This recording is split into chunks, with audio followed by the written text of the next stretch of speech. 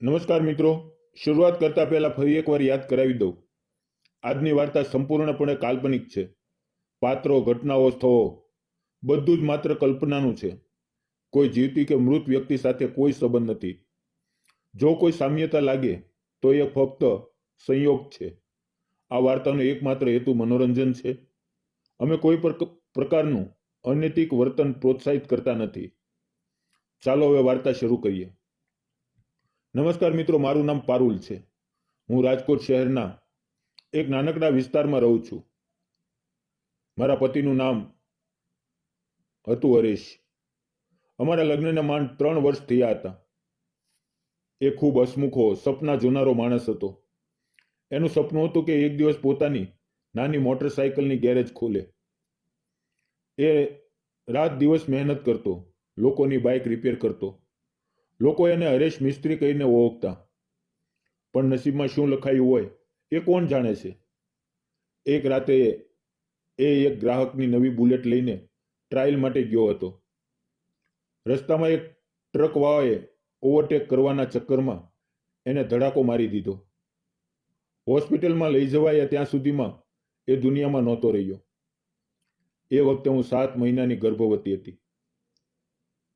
મારા પેટમાં એક નાનકડું જીવ ધડકતું હતું અને બહારની દુનિયાએ મારી પાસેથી એના પિતાને છીનવી લીધા. 2 મહિના પછી મને એક દીકરી થઈ. એમનું નામ મેં હર્ષિતા રાખ્યું, કારણ કે હરેશની યાદ હંમેશા મારી સાથે રહે એવું મેં ઈચ્છ્યું હતું.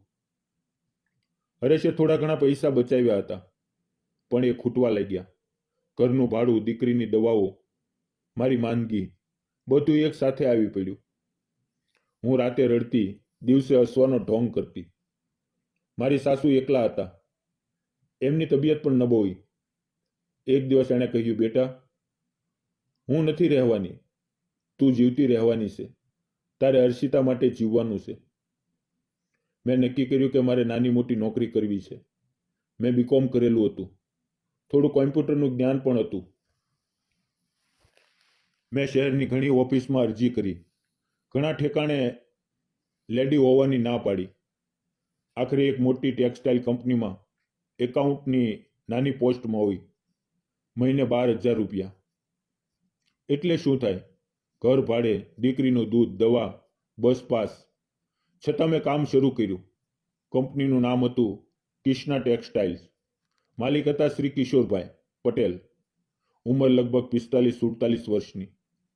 એ લોકો એને કેબી સાહેબ કહેતા. ખૂબ શાંત, ઓછું બોલનારા, પણ ખૂબ સમજુ માણસ. એમની પાસે 2 મોટી મિલો હતી, એક રાજકોટમાં, એક સુરતમાં. લોકો કહેતા કે એમના પત્નીનું નિધન થયું છે. એકનો એક દીકરો છે જે અમેરિકામાં રહે છે. મારું કામ હતું બિલિંગ, પેમેન્ટ ચેક કરવું, બેંકના કામ. શરૂઆતના દિવસોમાં હું ખૂબ ડરતી. એક દિવસ મેં એક મોટી ભૂલ કરી.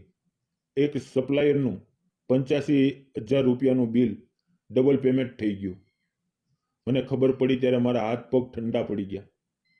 મેં રડતા રડતા કેબી સાહેબની ઓફિસમાં જઈને બધું કહી દીધું. મેં કહ્યું, સાહેબ, મારી નોકરી જતી ન કરતા, પણ હું આ પૈસા પાછા ભરીશ, થોડા થોડા કરીને. એમણે શાંતિથી મારી તરફ જોયું, એક ગ્લાસ પાણી મંગાવ્યું, મને પીવડાવ્યું અને કહ્યું, પારુલ, ભૂલ દરેક માણસ પાસેથી થાય છે. મેં પણ જિંદગીમાં ઘણી ભૂલ કરી છે. એ ભૂલ સુધારવાથી જ માણસ મોટો બને છે. તમે ચિંતા ન કરો, હું સપ્લાયર સાથે વાત કરી લઈશ. અને ખરેખર એમણે એ જ દિવસે ફોન કરીને પૈસા પાછા મંગાવી લીધા. એ પછી એમણે મને ખૂબ સારી રીતે ટ્રેનિંગ આપી. ધીમે ધીમે મારું કામ સુધરતું ગયું. એક દિવસ હર્ષિતાને ખૂબ તાવ આવ્યો. રાતના 2 વાગ્યે હોસ્પિટલ લઈ જવી પડી. મારી પાસે પૈસા નહોતા. મેં ઓફિસની એક સહેલીને ફોન કર્યો. એણે કેબી સાહેબને જણાવ્યું. આખી રાત હું હોસ્પિટલમાં બેઠી હતી. સવારે 6 વાગ્યે જોઉં છું તો કેબી સાહેબ પોતે આવ્યા છે. એમની પાસે એક નાનકડી દીકરીનો ડ્રેસ અને રમકડું પણ હતું. એમણે હર્ષિતાને ગોદમાં લીધી, એના માથે હાથ ફેરવ્યો અને કહ્યું, ચિંતા ન કરો, બધું બરાબર થઈ જશે. એમણે બિલ ભર્યું, ડૉક્ટર સાથે વાત કરી અને મને ઘરે મૂકી ગયા. એ પછી એમણે મને કહ્યું, પારુલ, હવેથી કંઈ પણ થાય તો સીધા મને ફોન કરજો, હું છું ને. ધીમે ધીમે એમની સાથે વાતચીત વધવા લાગી. એમણે મને કહ્યું કે એમની પત્નીને કેન્સર હતું. 4 વર્ષની લડત પછી એ ચાલી ગઈ.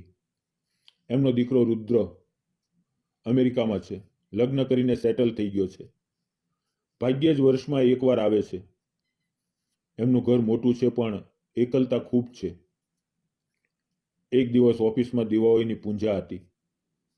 બધા કર્મચારીઓને બોનસ અને ગિફ્ટ મળી. મને પણ એક સુંદર સાડી અને એક બંધ કવર મળ્યું. ઘરે આવીને જોઉં તો એ કવરમાંથી 50,000 રૂપિયા હતા. હું રડી પડી. બીજા જ દિવસે હું એમની ઓફિસમાં ગઈ અને કહ્યું, સાહેબ, આટલા પૈસા હું લઈ નહીં શકું, મને શરમ આવે છે. એમણે હસીને કહ્યું, પારુલ, મારી પાસે પૈસા છે પણ કોઈ છે જ નહીં કે જેના માટે ખર્ચું. તારી દીકરી મને દીકરી જેવી લાગે છે. એને ખુશ જોવામાં જ મારી ખુશી છે. એ પછી એમણે મને એમના ઘરે દિવાળીમાં જમવા બોલાવી. પહેલી વાર હું એમના ઘરે ગઈ. ઘર ખૂબ મોટું હતું પણ એકદમ શાંત. એમણે પોતે રસોઈ બનાવી હતી. ઊંધિયું, જલેબી, પૂરી. હર્ષિતા એમની ગોદમાં બેસીને રમવા લાગી. એમણે હર્ષિતાને હર્ષુ કહીને બોલાવી. રાતે ઘરે પાછી આવતા મારી આંખોમાં આંસુ હતા, ખુશીના. ધીમે ધીમે એ અમારા જીવનનો ભાગ બની ગયા. રવિવારે અમને લઈ જતા પાર્કમાં, મંદિરે, ક્યારેક દરિયા કિનારે. હર્ષિતા એમને પપ્પા કહેવા લાગી. એક દિવસ એમણે મને કહ્યું, પારુલ, હું જાણું છું કે હરેશની જગ્યા કોઈ નહીં લઈ શકે, પણ જિંદગી એકલી ખૂબ લાંબી છે. મારી પાસે બધું છે પણ કોઈ નથી. તારી પાસે બધું નથી પણ તું ખુદ બધું છે. શું તું મને અને હર્ષિતાને તારો સમજીને સ્વીકારીશ? મેં ઘણી રાતો વિચાર કર્યો. હરેશની તસવીર સામે બેસીને રડી. પણ જ્યારે હર્ષિતા ઊંઘમાં પણ પપ્પા પપ્પા બોલતી ત્યારે મારું દિલ ઓગળી જતું. આખરે મેં હા કહી દીધી. અમે ખૂબ સાદી રીતે લગ્ન કર્યા, ફક્ત પરિવાર અને થોડા નજીકના મિત્રો. હર્ષિતાએ લાલ ડ્રેસ પહેર્યો હતો અને કિશોરે મને ગળામાં વરમાળા પહેરાવી. એ દ્રશ્ય જોઈને બધાની આંખોમાં આંસુ હતા. આજે હર્ષિતા 7 વર્ષની છે. એ બેસ્ટ સ્કૂલમાં ભણે છે. કિશોરે એનું નામ પણ બદલ્યું નહીં. એ હજુ પણ હર્ષિતા હરેશ કુમાર છે. ઘરમાં હરેશની તસવીર હજુ પણ છે. અમે એની સામે દરરોજ દીવો કરીએ છીએ. કિશોર કહે છે એની દીકરી મારી દીકરી છે. આજે મારું ઘર હસે છે.